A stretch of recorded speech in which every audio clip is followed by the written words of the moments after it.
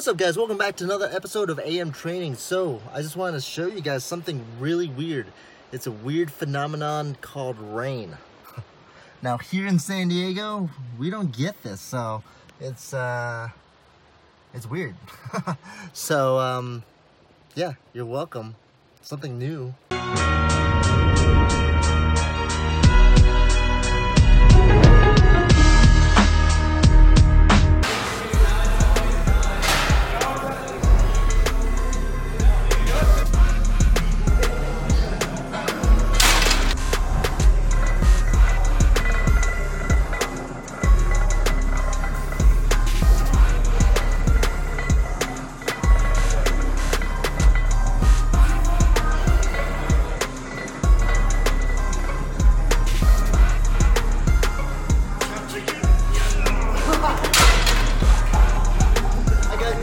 I got greedy.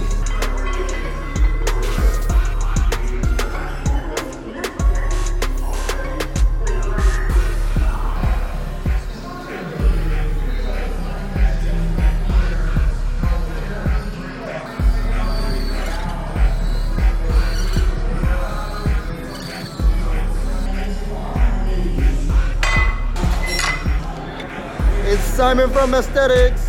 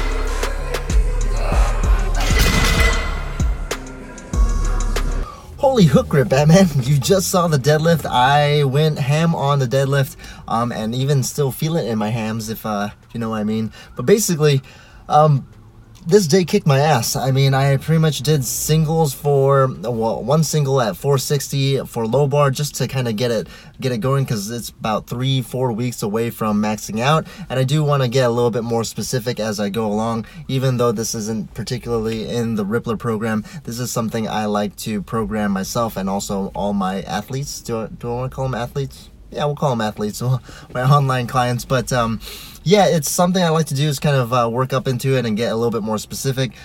So that felt really good. And it's crazy because it felt like it was not as deep. I mean, it felt deep, but on video it looked like, what the hell, I'm a quarter squatter. But my boy Anthony, you might know him as Simon from Aesthetics. But it's weird because he doesn't look like Simon anymore, because he got eye surgery and lost the glasses. So I feel like I should tell him every time he works out with me, he's only allowed to wear glasses. But yeah, he was trying to encourage me to go with 15 reps on 500 for the AMRAP, for the deadlift, but I really felt it not in my hook grip. Even though I pulled hook grip, I really felt it in my rib callus in my index. I owe that all to the trap bar deadlift. I didn't hook grip on the trap bar, and I'm feeling it for my index. Definitely ripped off pretty good. I don't know why it ripped. I do take care of my hands. It's the most girliest and manliest thing I've ever done for myself, is file my hands with like a nail file. So that is one tip that I feel like all you guys should be doing, because even though you know, calluses are pretty fantastic, rib calluses are, they hinder you. I mean, I feel like I could have got 15 just with the speed. Even, you know, the powerlifting slut Anthony said so, or aka Simon from Aesthetics, like I said before.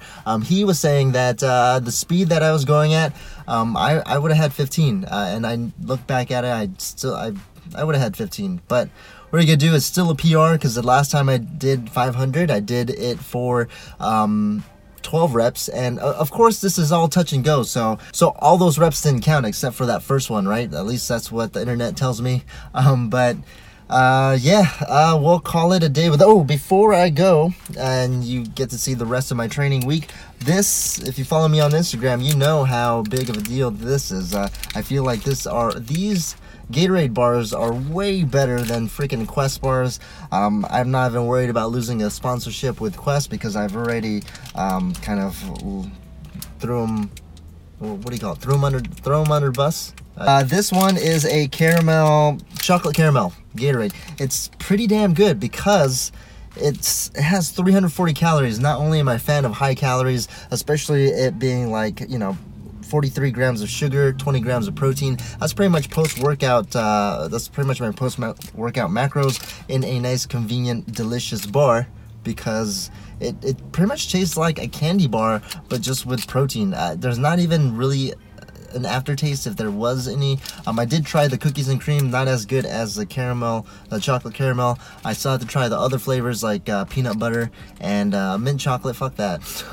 No mint chocolate for me. Only mint I've ever liked was Girl Scout cookies, because that is pretty damn good. But yeah, these are awesome because I got a whole box from Amazon.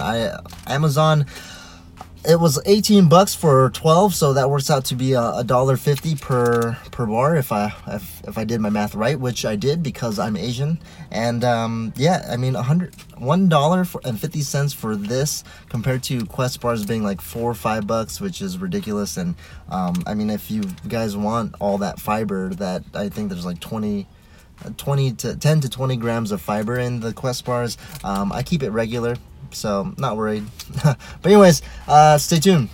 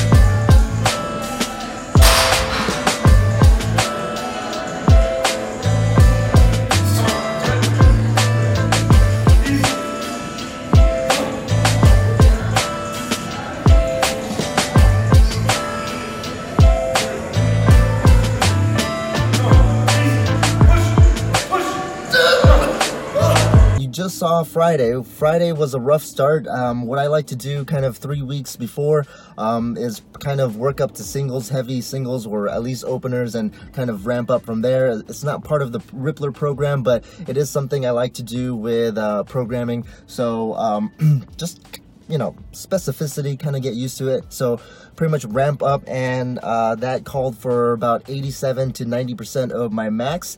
So with the deadlift, I went ahead and did so about 87% of my deadlift at 620, roughly works out to about 545, and it really felt slow and grinder-ish. So I was like, what is happening? This should be pretty damn easy.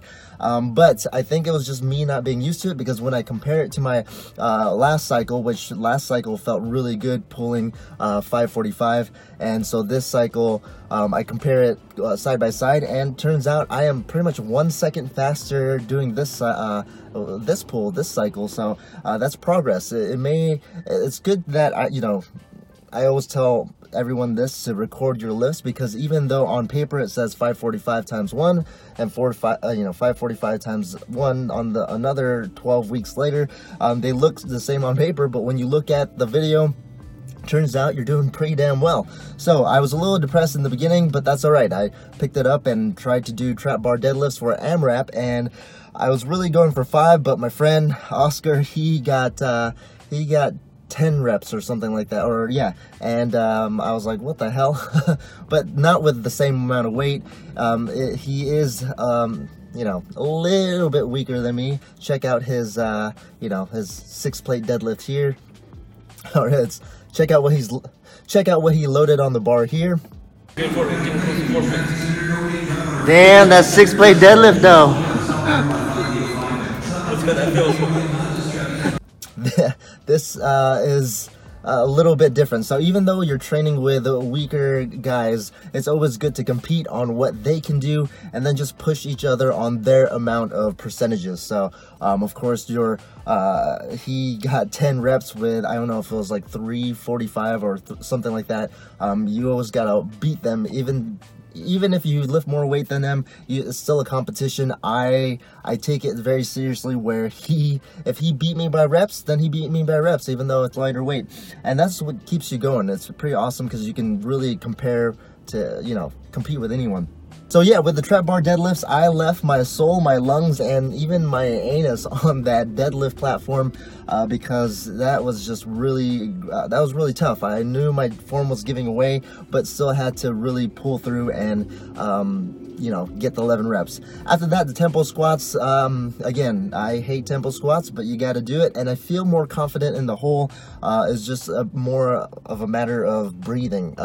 As you see, I changed it a little bit throughout the whole cycle. You could pretty much see I'm breathing a whole lot more as I'm lowering down. And two things there, even though it's not as specific to like a 1 rep max where you're holding your breath, what's gonna be cool is that I am controlling the weight, and also kind of using not just that intra-abdominal pressure, but also using my core muscles to stabilize. So that's one thing in physical therapy that they have you do, is not hold your breath. That's also because most of the clientele and patients tend to have high blood pressure, and it doesn't count.